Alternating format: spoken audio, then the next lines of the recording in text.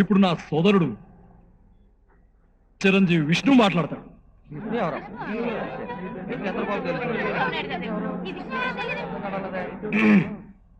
ఇప్పటి వరకు ముఖ్యమంత్రి చంద్రబాబు నాయుడు లాగా మెగాస్టార్ చిరంజీవి లాగా మాట్లాడి నేను ఇప్పుడు నా సొంత గొంతుతో మాట్లాడుతున్నాను.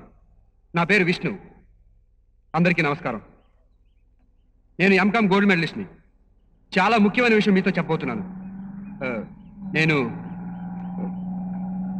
నిరుద్యోగిని.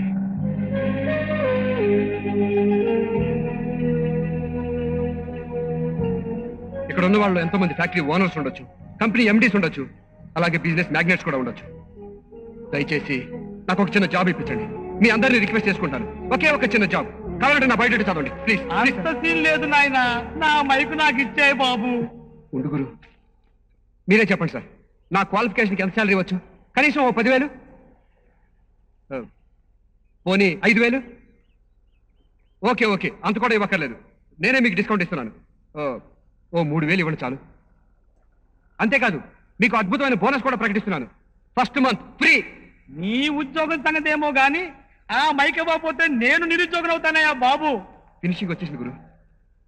అప్పటికీ నా ఫలితాలు నచ్చకపోతే నన్ను తన్ని తరివేయండి. 17 సంవత్సరాలు నిద్రాహారాలు మానేసి చదివాను. యూనివర్సిటీ ఇచ్చిన సర్టిఫికెట్ ని గౌరవించి కనీసం లీవ్ వేకెన్సీ అని ఇప్పించండి ప్లీజ్ సార్.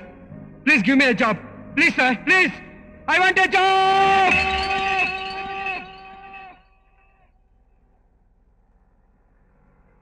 ఇప్పటికైనా నా మైక్ ఇస్తావా బాబు?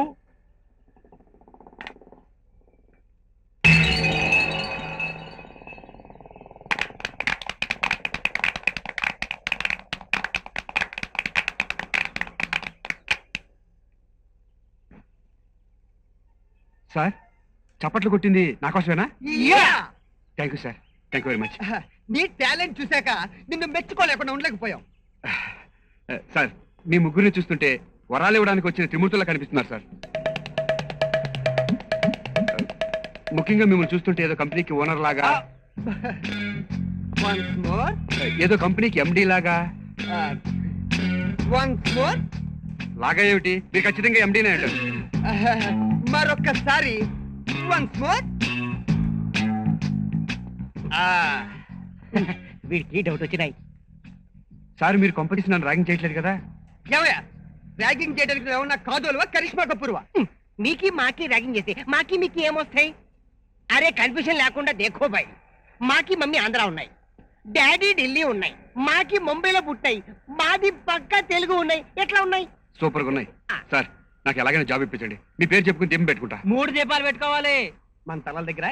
జోకులు ఆపండి సార్, ఎలాగైనా నాకు ఉద్యోగం ఇప్పించండి సార్. వీడెవడయ్యా బాబు? స్వాతి ముత్యంలో కమలాసంలో తగులుకున్నాడు. నీకు ఉద్యోగం మా మేనేజర్ కొంచెం ఫ్రీడమ్ ఎక్కువ ఇచ్చామన్నమాట. ఇదిగో మేనేజర్, బ్యాంక్ నుంచి డబ్బు డ్రా చేసి తీసుకురా. 10 lakhs ఖర్చుల కోసం. ఓకే ఓకే, నువ్వు ఇండస్ట్రియల్ ఏరియాకి వచ్చాయి. ఏ industrial area sir? Banjara Hills లేకపోతే బాలనగర్. బాలనగర్ ఎక్కడ సార్? Confuse, cancel. అరే ఏ మనుషులు ఉన్నాయి సార్, కోపం వచ్చినాయి. అట్టుపండు ఒడిసి నోట్లో పెట్టి దౌళ్ళు లోపుతాయి. అడ్రస్ అంటే వెతుక్కొని రావాలా? అదే ఇంటర్వ్యూ.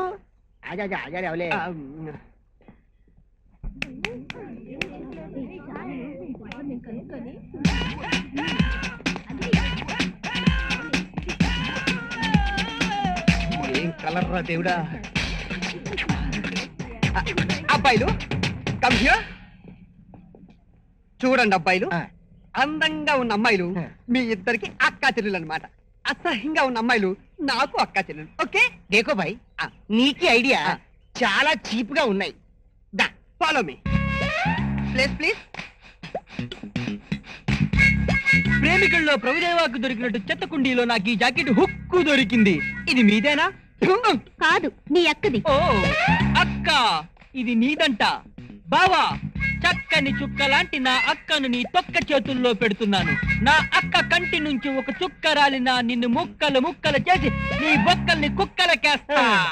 అదే సలే, నీకి అక్కకి చెక్క మంచం మీద పక్కా వేసి చుక్కలు చూపిస్తాయి. చుక్కలు నాకి కనిపెట్టాయి. చెక్క పక్కకి రా. అరే ముంబై, ఇది బొంబాయి కాదు, హైదరాబాద్. ఇక్కడ కలర్స్ ని పటాయించాలంటే ఒక స్టైల్ కావాలి. అది నా ఒక్కడికే తెలుసు. అటు చూడు. ఇప్పుడు నేను అమ్మాయి దగ్గరికి వెళ్ళి ముద్దులో మువ్వలో తీసుకొస్తా.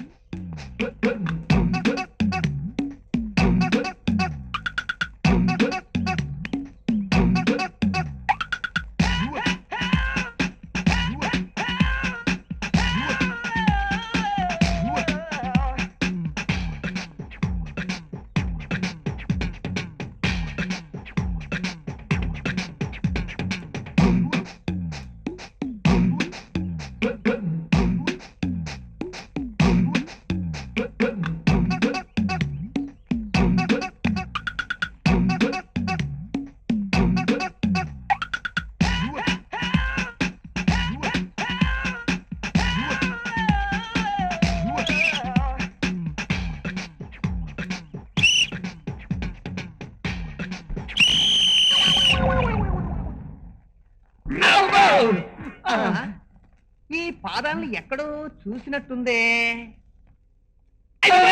స్వాతి ముత్యం బ్రహ్మ కడిగిన పాదము. అరే బాప్రే, నీకి కూడా పోలీస్ స్టేషన్ కూడా వచ్చినాయి. నెలాఖరు కేసులు కావాల్సి వచ్చి పోలీసులు నన్ను ఇక్కడ తీసుకొచ్చారు. ఎలాగూ ఈ రాత్రికి ఫుడ్ బెడ్ గడిచినట్టుంటుందని ఇక్కడికి వచ్చాను. నా సంగతి సరే, అసలు మీరు ఇక్కడికి ఎందుకు వచ్చినట్టు? ఏదైనా బిజినెస్ డీలా? అరే భాయ్, బిజినెస్ డీల్ ఉంటే గ్రాండ్ కాకతీయలో ఉంటాయి, లేకపోతే కృష్ణ ఉప్రాయలు ఉంటాయి. అంతేగాని ఇలా పంజాగుట్ట పోలీస్ స్టేషన్లో ఉంటాయి. క్యాడ్నీరేదు ఏమో, మీరంతా వెరైటీ కదా. వెరైటీ లేదు, బాలానగర్ లో ఫ్యాక్టరీ లేదు. మేమందరం పెద్ద బేవర్స్ కాలంలే. కరెక్ట్ చెప్పిన. అంటే సీనియర్ నిరుద్యోగులు అయినందుకు జూనియర్ నిరుద్యోగిని ర్యాగింగ్ చేశారనమాట. అష్ట కష్టాలు పడుతున్న నిరుద్యోగి మీకు కూడా లోకం అయిపోయాడా? చూడండి, వీలైతే ఒక నిరుద్యోగికి హెల్ప్ చేయాలని ప్రయత్నించండి. అంతేగాని వాడి బతుకుతో ఆడుకోవద్దు. కష్టాలు తెలిసిన మీరు కూడా ఇలా ప్రవర్తిస్తే మనం చదువుకున్న చదువులు ఎందుకు?